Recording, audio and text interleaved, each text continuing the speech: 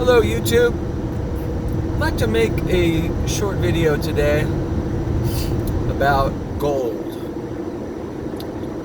And if any of you out there follow gold, you know that gold is called a barbarous relic. People in the investing world today call it a pet rock.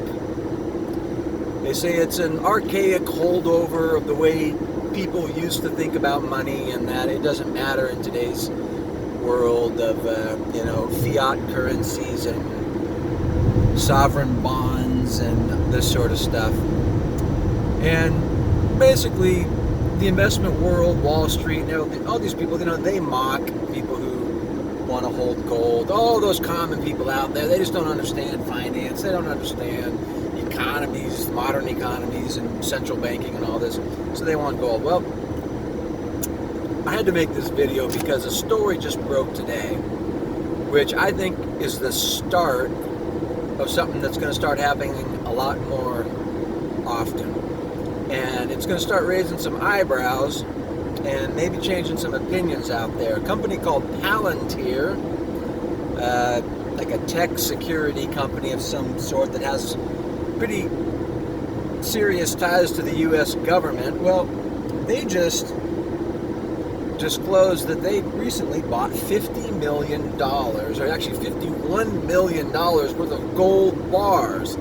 Now, I'm sure that has a lot of people out there scratching their heads, but just take a listen to this story here and see what you think. $50 million mystery. Data analytics company Palantir buying more than $50 million worth of, get this, gold bars in August. According to a regulatory filing, the company is able to take physical possession of the gold at any time with reasonable notice. We reached out to Palantir to find out why they wanted gold on their books. They didn't respond to a request for comment.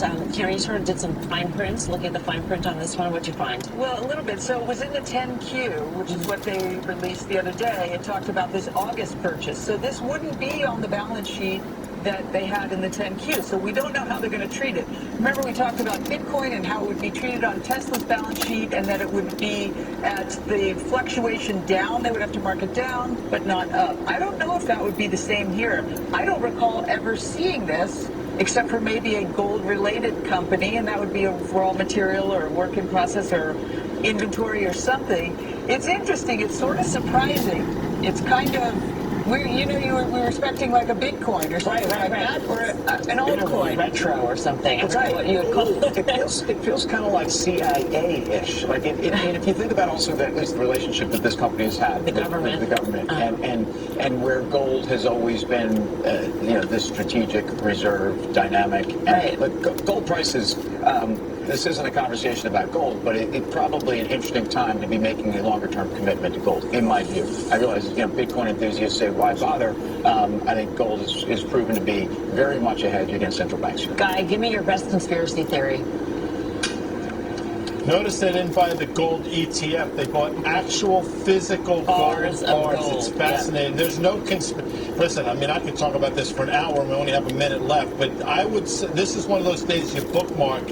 This is them saying, central banks are out of control, black swan event, good for them. And my sense is you're going to see more of that, and maybe them dip their toe into crypto as well. Final trade time. Let's go around the horn. Mike Coe. Yeah, I would say that if we see this weakness follow through until Friday, which is options expiration, you might want to contemplate picking up some calls in SPY. Guy Donnie. All right. That was CNBC's Fast Money, by the way, which in my opinion is pretty much the best show on CNBC. So there you have it, folks. I agree 100% with their analysis. I think this is only the start of something you're going to see more and more. And the more serious companies and institutions that invest in gold, the more that the retail investors are going to start to think about it. So I would encourage everybody, start to think about getting some gold for yourself now before the price goes way, way, way up. And if you can't afford gold, get silver. Silver's the poor man's gold. It's just the same thing, but just cheaper. All right, that's it for today.